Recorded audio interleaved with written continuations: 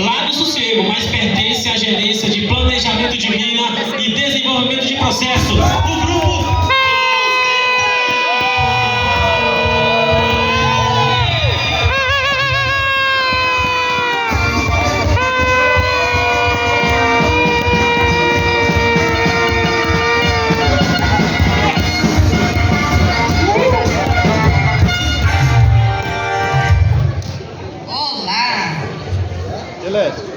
Lá do laboratório?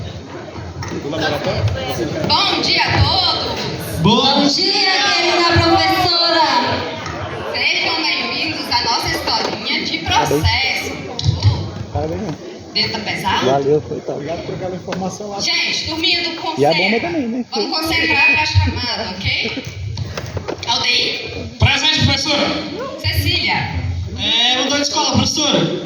Elaine? Presente, professora? Manassés? Presente. Rafael? Aqui, professora. Rodolfo?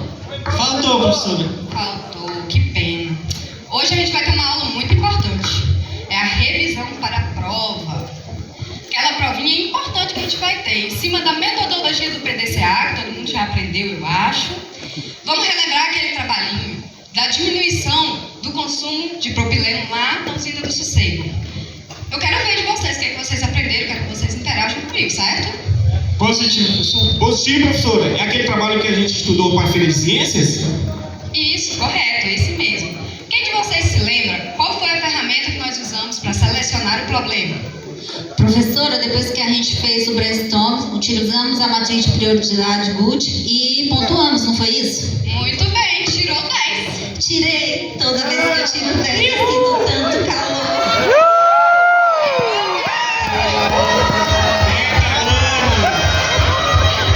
Tá empolgadinha.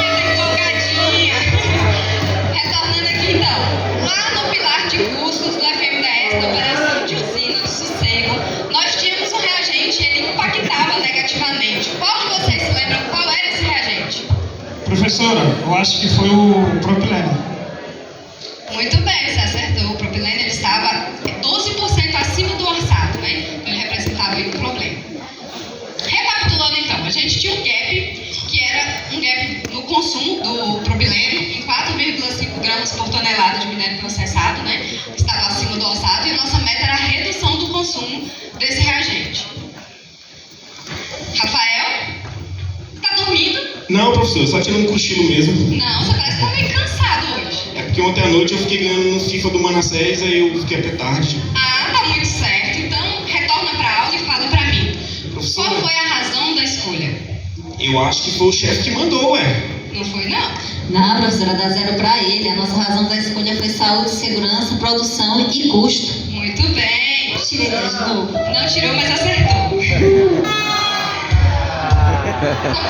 então, a nossa situação atual. Nós tínhamos um problema que ocorria no projeto Sossego, na área de usina, no processo de concentração, na etapa de flotação. Lá na flotação, eu uso o propileno. E esse propileno é um reagente, correto? Positivo, Esse reagente é um espumante. Eu uso espumante para quê? Para fazer espuma, professora. Não! Ele tá certo, gente. O propileno é um espumante que ajuda na formação das bolhas que transportam o minério, que no nosso caso é o cobre. Ainda compreendendo a nossa situação atual, nós analisamos os nossos pontos de atenção que poderiam estar gerando o alto consumo desse reagente. Manassés, fala pra gente quais foram os pontos que nós analisamos. Professora, os principais pontos que nós verificamos foi a ausência de aferição e calibração das bombas dosadoras, Isso. também a condição operacional das células Hofer, como controle de ar, controle de nível, ausência de direcionadores de espuma e também a situação de escoamento do nosso concentrado, que estava bem deficiente. Muito bem, só tem um aluno alinhado. Partimos então para a definição de uma meta para o nosso projeto. Para fazer a meta, nós avaliamos, né, o histórico de consumo do espumante e usamos o cálculo lá no nosso método da Lacuna! Isso, no método da lacuna, a gente viu que nós estávamos com uma média no consumo do propileno de 40,62 gramas por tonelada e queríamos alcançar a meta de 36,83 gramas por tonelada até outubro de 2022. Partimos então para comprovar as causas Mentiras! Acho que tem gente que ainda está dormindo, mas é isso aí. Usamos, né, o Ishikawa, o diagrama de causa e efeito. Usamos também a tabela de descarte. E analisando aí as possíveis causas do nosso problema, vimos que a baixa eficiência do reagente foi avaliado como? Provável! Muito bem. O desvio dos parâmetros de flotação foi como? Improvável! Porque eles estavam, né, ali dentro dos nossos limites. Manassés, analisando, né, os nossos pontos como prováveis e improváveis, fala pra gente então quais foram os pontos que foram mapeados como prováveis. Professora, mapeamos os pontos prováveis como a baixa velocidade de transporte das bolhas, decorrente da alta variação aí do controle de ar, também devido ao controle de nível, havia vários posicionadores danificados e também a ausência de direcionadores de espuma aí das células Hofer. Então consideramos a baixa velocidade de transporte como provável. Outro ponto levantado foi em relação à ineficiência do escoamento do concentrado. Como nós podemos ver, as calhas estavam obstruídas e assim consideramos como provável.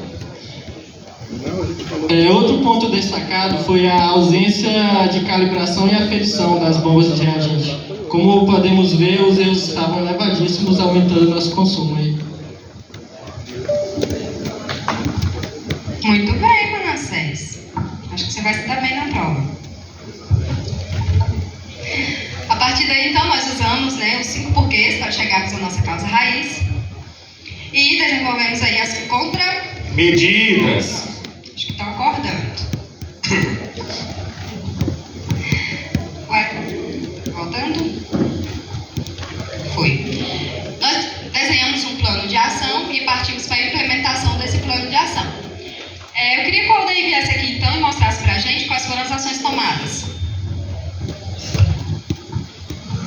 Professora, a pressão e a vazão de ar foi estabelecida, né? Aí por meios aí das trocas e reparos das tubulações, também aí foi substituído os posicionadores de controle de nível automático e também foram colocados cones direcionadores de espuma. Ótimo, muito bem. Professora, também foi criado um cronograma para a limpeza das calhas. Muito bem lembrado, Rafael. E também, professora, foi definido um cronograma de aferição e calibração das bombas de reagentes. A aluna nota 10. Partimos então para a verificação dos ganhos e resultados de tudo isso que a gente fez até agora. Antes nós tínhamos uma média do consumo de 40,62 gramas de tonelada do propileno e depois Um pouco mais de 25 gramas, um consumo ó, bem pequenininho. muito bom.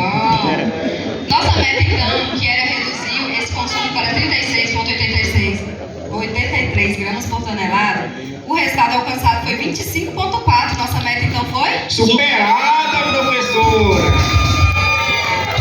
Muito bem, nós tivemos então uma otimização no custo de aproximadamente R$373 mil no período de verificação e um ganho potencial anualizado de mais de 2 milhões. Posso ouvir o glória?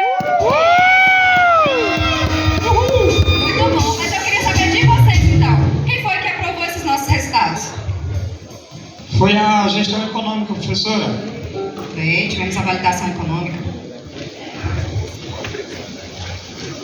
Professora, também tivemos a aprovação aí da gerência de operação de usina. Importante. E os ganhos? Nós tivemos ganhos tangíveis, Rafael? Sim, professora, tivemos a diminuição de caminhões transitando nas rodovias para fazer a reposição do reagente no sossego. E também, professora, tivemos a integração de diversas áreas. Professora, também tivemos aí a redução indireta da frequência aí de exposição aí do pessoal, tanto na dosagem do espumante quanto na transferência. Certo. Professora, também reduzimos o risco de interrupção da produção devido à ausência do reagente, né? Importante também, né? Isso. Então partimos para padronizar e replicar o nosso trabalho. As ações corretivas não tiveram necessidade de padronização. Mas houve mais alguma ação? Sim, professora, houve uma criação de um cronograma de limpeza das calhas para escorrer o concentrado. Certo? E também a implantação do cronograma para a calibração e aferição das bombas de reagentes. Correto. E a replicação disso tudo que nós fizemos, a gente enviou, né, para a equipe da Salopo para possível replicação. Nossa conclusão do trabalho, então, é que O trabalho foi concluído dentro do prazo. A meta foi superada, professora. Professora, passou até o sono, porque houve a otimização de custo de R$ 373 mil durante o período de verificação e um ganho potencial anualizado de mais de R$ 2 milhões.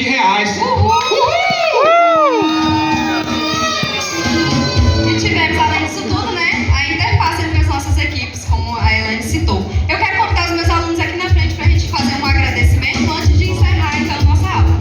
Agradecemos aí, primeiramente, a Deus, Ao nosso gerente Tobias Cabral e o nosso supervisor Jorge Oliveira. E a todos aí que contribuíram para o nosso trabalho.